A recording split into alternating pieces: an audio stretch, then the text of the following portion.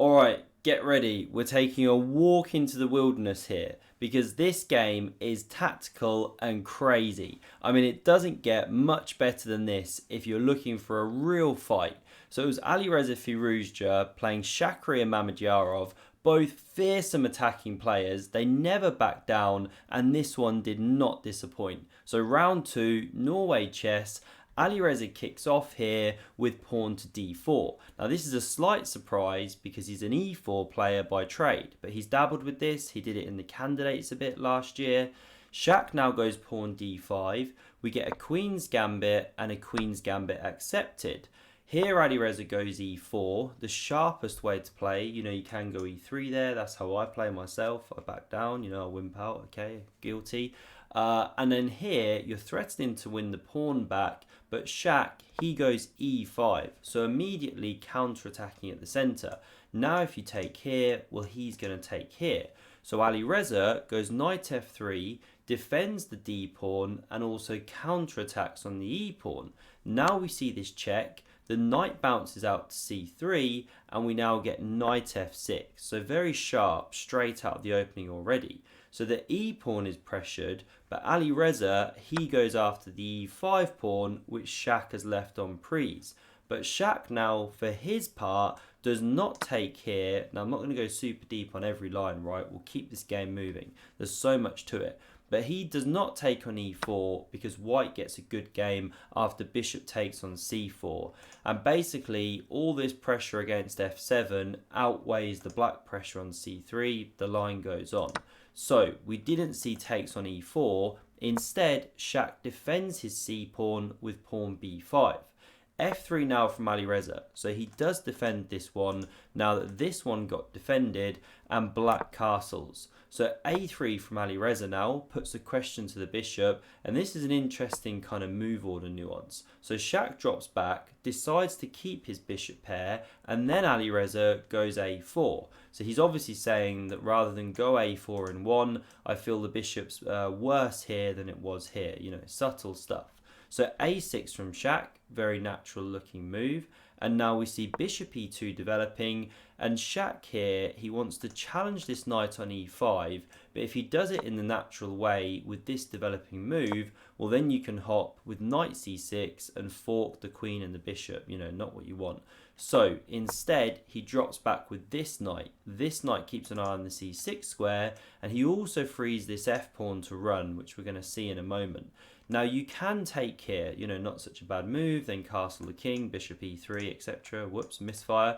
But instead, Alireza goes bishop e3 to start with. And he's saying, okay, I don't mind playing this pawn structure. You kind of opened up my bishop a bit, and I can always go f4 to defend this weak pawn. But black can play like that. The computer says it's a fine way to play. But instead, we see pawn c6. And I can only guess that the idea of this move is maybe now if white castles, well, Shak would have taken, pawn recaptures, and he opened up the queen onto this diagonal. So he can, so he can now do something like bishop b6, let's say, pressure this piece. Just a different game, different way to play. But Alireza now decides, okay, I am going to chop at this point. The knight recaptures, and he now castles the king. So bishop b7, standard developing move, and now queen e1, really classic idea. Anytime this f-pawn's pushed on, you often see the queen swinging to the king side if you want to generate an attack. And Shak now, not backing down, he goes pawn to f5. Really thematic idea, just trying to break down this long diagonal for this bishop and play c5 at the right moment. Now how to respond to this? Well, if you go e5, it's not ideal in this particular position because f4 kind of squashes this bishop, and the knight can bounce to b6, start blockading that d5 square. This is a horrible backwards pawn, kind of blocking pieces, not ideal. So Alireza, he decides to take instead. He also could have sat still, maintained tension, but at least in this way, he keeps this rock solid pawn on f3, tries to blunt the bishop. So the rook recaptures, and now bishop d1 bounces around to c2, looking to pressure the rook. So it drops back. We see queen g3 coming to that active square, and knight f6 improves that piece, adds some defense around the king. So bishop c2 played, and now we kind of have to ignore the computer a bit here, right? Because Shak goes knight d5, just a really standard blockading looking move, and the computer doesn't like it, basically because it wanted to go pawn b4 there and sort of drum up an initiative over on the queen side. Now Alireza, he could have taken here, and after the very natural queen recaptures, he can then take here, and actually the queen has to take back because the bishop's attacked, and if you play this one to defend the bishop, very natural, well then you can actually chop, rook recaptures, and land this really random check on the back rank. You know, you've decoyed both pieces away, the rook blocks, and you pick up a bishop. So a bit of a long line, but that's why this was the best move, and bishop g5, which Alireza played, is called a miss. Now he moved that bishop because it was attacked, he counterattacks on the queen, it moves to b6, pressures the d pawn, and now we see queen h4 to defend that pawn laterally from over here.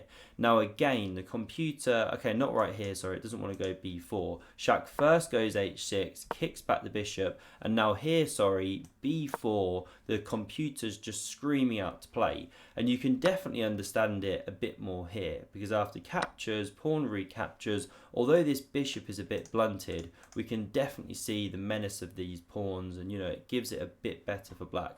Plus the queen is now open to defend the king in some variations. But okay, Shak instead goes for knight to b4. Really natural looking move, trying to pick up that bishop or gain access to d3. So Alireza goes bishop g6, attacks this rook, it nudges up to f6, and now he brings the bishop all the way back to the starting square. You know, it is attacked. He'd love to go, say, bishop e4, but then you drop this pawn. That's the problem. You're interrupting this connection with the queen. So the bishop goes all the way home, and now knight d3 from Shak. So his position looks really promising here, but Alireza just starts wriggling around now, making things tricky. So he wants to go knight to e4 here. Hit the rook, look at d6, look at c5. Really beautiful outpost, right? But if you do that straight away, okay, you drop here and then the bishop recaptures and everything, not ideal. So he goes bishop here first, preparing knight e4, covering this pawn as well, and that's why Shak now just eliminates that knight. Although you help white repair these pawns and protect this one, that knight e4 hop idea was just so powerful. So rook e8 now played, hits the bishop, and now the computer's top way of playing here is chopping here first. But okay, Alireza nudges back, not such a bad move. We see knight f4, good move by Shak, wonderful outpost. You know, a knight they say is worth a pawn roughly if you can land it on this square, or the f5 square for white. And there is a threat now to jump in and check, and this pawn could be loose. So then the king nudges over to h1. This is what we see in the game, and now Shak, he pushes on with pawn c5, again called a mistake. Computer doesn't like it. It wanted to go queen d8 there as the top move. But okay, we won't go too deep on every sideline. There's so many tactics to come. Now, what if you play the obvious and just take? Well, the whole point of the pawn sack was simply to open this diagonal for the queen, and there's some dangerous stuff going on. If you go bishop d4, best move, well now you can crash through here with knight takes on g2, hitting the queen, it goes, and then top move is knight f4 at this point. Yeah, you can't actually take here with the rook, or you're literally blundering mate. This is a recurring theme. But you can go knight f4, and you've got really good play with that knight on f4, etc. So I won't keep going on that line, but that's what would have happened if takes. You know, you just nudge queen c6, you use the diagonal. But Alireza takes here first, not the most precise. Computer wanted to take on c5. We see recaptures, again called a miss. The computer wanted queen takes. Let's not get bogged down. And now this one is a genuine mistake. Alireza goes queen g3, and this walks straight into knight to e2, but Shak misses it. So the problem now is the queen is hit. Let's say it comes to g4, really natural square. The other square to consider is h3, but then you can take on d4. And the problem now is you can't set up this huge wooden shield, as Hikaru would call it, right? Because the knight recaptures, you shatter the pawns, however you might want to take, like this and this, and that's really ugly, just a great end game for black. So knight e2, big shot missed by Shak, because he plays knight takes on g2. The same idea that was working earlier, but now isn't quite working here. Now it is working if you capture that one. Say you take with the queen, well, you're toast. You simply get taken on f3, you're getting skewered. Same if you take with the king, you walk into this windmill tactic, you have to give up the queen. None of that's any good. But what Alireza did is the most precise. You take on c5 first, you hit the queen, and after it slides to c6, now you go bishop to d4, counter-attacking on the rook. And this time the tactics just aren't quite working for black. Again, best is knight f4 with a kind of equal-ish game, but what you can't do, once again, is take with the rook, or we crash through here, delivering mate. So, what was played by Shak? He goes knight to e3, and it's called a question mark because knight f4 best. Now, what do we see from Alireza? Well, his rook is attacked, so he nudges it up the board. Taking here was also possible, but look how amazing that piece looks. Instead, Alireza saves this one. But by going to f2 and covering this pawn, he has now left the back rank. This opens up tactical shots for Shak, and he pounces with knight d1. And it's just the kind of horrible, tricky move you want to play in time pressure, because look at the clock times, right? The players are getting really low down on time. And just to give you a sense of what's going on here, if you now take this bishop, rook with the bishop rather, then black can land this check. The king wiggles out, but then there's check from e3. The king runs once again, and now there's different ways to win. You can go queen e6 check, but this is a nice one that Judith Polgar was pointing out. You check from c8, and this kind of thing can occur. The queen has to give itself up, etc. It's all over. So you can't actually be taking here. You can't be taking here. So instead, Alireza finds a good move. This is so confusing when you're analysing it, right? There's just so many lines. It's crazy. So he goes rook g2, and it's a great move because you open up the queen to cover the e1 square, and you threaten to deliver your own checkmate using that battery. So g5 from Shak, really natural move, and now Alireza finds the best one. Again, don't get greedy with the material grab. This time the move is not rook e1 check because it's covered, but queen takes on f3. And you can't play the natural recaptures, well then there's rook e1 check, rook g1, and this is actually a mate, just one sample line. But none of it works if you take on f6. But what does work is bishop e4. Alireza finds it, low on time, and the problem now is you're connecting this rook with the back rank, hitting the knight, and blunting out this one's attacking threat. So it has to be captured. You can't retreat this queen. If you come to c7, well, you're literally getting your queen taken. If you come to c8, stay with this bishop, well, then there's just bishop takes on f6. You can play it this time. The rook's blocked out, etc. Really good for white. So Shak has to take that exchange. And now guess what? I've got to show you a sideline because you cannot recapture that rook. Otherwise, rook f1 check is leading to mate. You get bishop g1 blocking, knight f2 check, and the queen has to give itself up. Sorry, not mate, but huge material loss. Because if you go with the rook, well then there's this one, bishop takes, check, and although you gave the king a square, you still get mated in the corner. I mean, this game is just absolutely nuts. So we saw bishop takes on f6, instead played by Alireza.